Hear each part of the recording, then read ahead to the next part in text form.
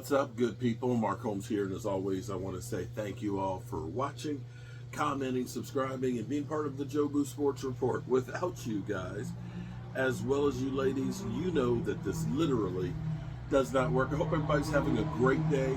It is Thirsty Thursday, and that will soon be turning into finally freaking Friday, and I couldn't be happier.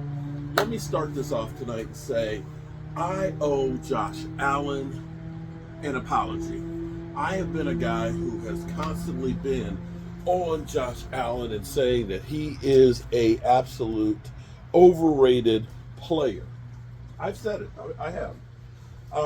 So I have to say that I was a bit wrong on this. You know, I was on Twitter, which is crazy. Twitter, oh my, some of the stuff you get on Twitter is literally cray-cray. So right now, if Jerry Jones likes stirring shit up, he has literally stirred shit up. It is crazy because we got Cowboy fans going after Cowboy fans. We've got me literally about to lose my religion about the Cowboys and everything else. And so you have this Dak Prescott side, and you've got the move on from Dak Prescott side. You know, and we have, like Des Bryant said a couple weeks ago, Dak, get ready to take all the blame because the Cowboys, they're not going to do crap to help you. They're not going to do crap.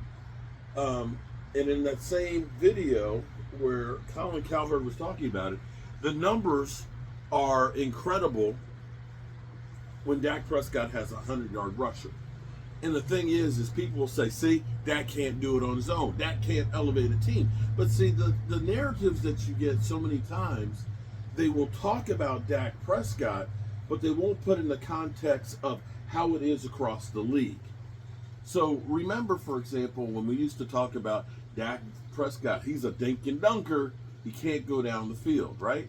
And made you think that Dak Prescott, who for that 1 year wasn't getting the ball down the field, that he, of course, was just a loser. He can't throw the ball down the field. And that was just 1 year, his second year. You notice how that whole narrative isn't used anymore? Now that he is actually having, some of the highest down the field, his accuracy downfield. They don't talk about accuracy downfield because he's been one of the most accurate. Now, the thing that you always get told is, with Dak Prescott, his record against winning teams. There's a reason why a team has a winning record. That means they've won more games than they lost, which typically means you're good, which is true. But there's not a lot of quarterbacks that actually have a winning record against winning teams because they're winning teams.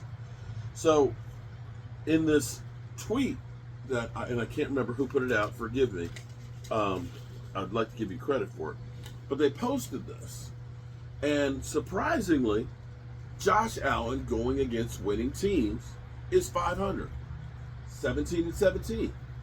And you're like, okay, that's your apology? Well, no, here's Dak Prescott, because Dak Prescott's a loser.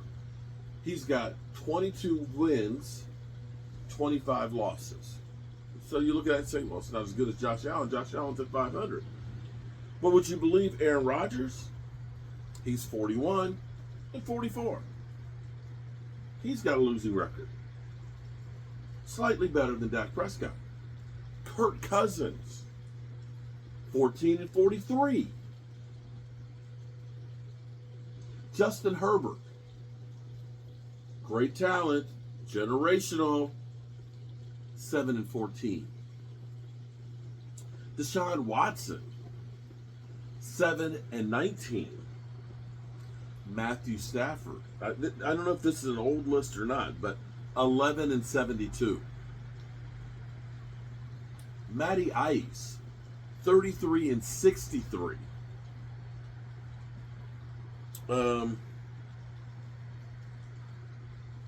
Deshaun Jackson, 3-13. I'm sorry, Deshaun Watson. You get the drift. But this is one of the knocks that you'll hear all the time. Oh, well, Dak Prescott, the playoff. Dak Prescott. Lamar Jackson is 2-4. Two-time MVP. 2-4. 2-4.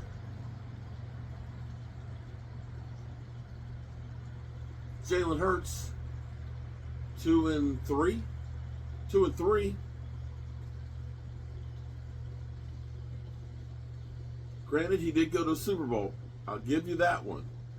But we think the way they talk, you would think that every player going in the playoffs is like, 10-2, when it's not the case.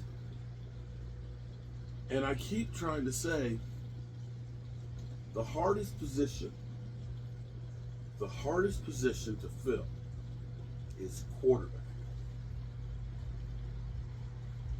And I don't think you're going to find one that's going to have better numbers to get you to the playoffs than you have with Dak Prescott. At best, maybe you get somebody as good. In the last 30 years, we've had two, Dak Prescott and Tony Romo. And right now, Dak doesn't have anywhere near what Tony Romo had. You think about the 2014 team. You had Jason Witten, who was a beast. You had Des Bryant, that was a bad mother humper. You had DeMarco Murray with 1,800 yards. You had Tony Romo. You had a young Zach Martin. You had a healthy Tyron Smith.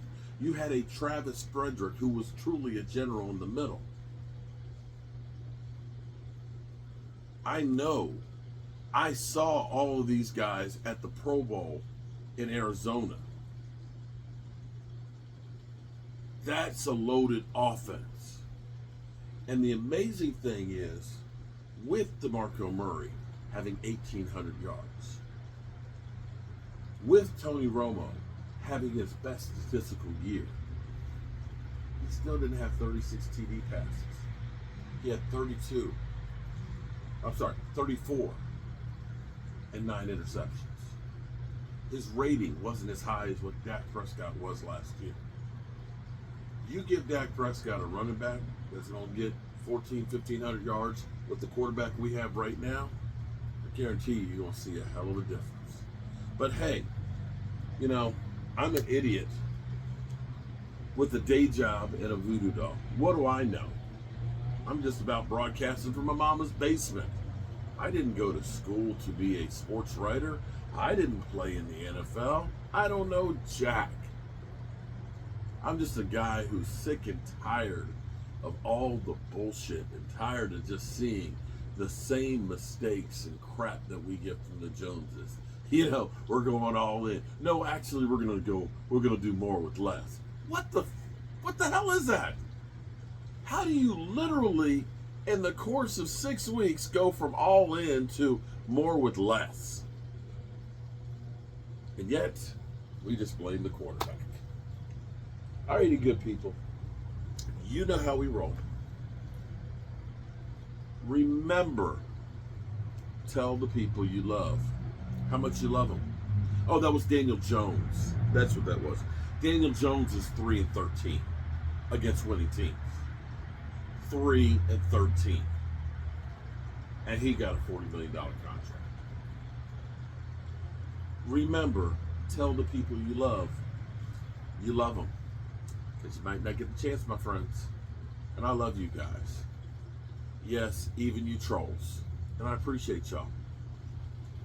And God willing, I'll see you tomorrow. Peace.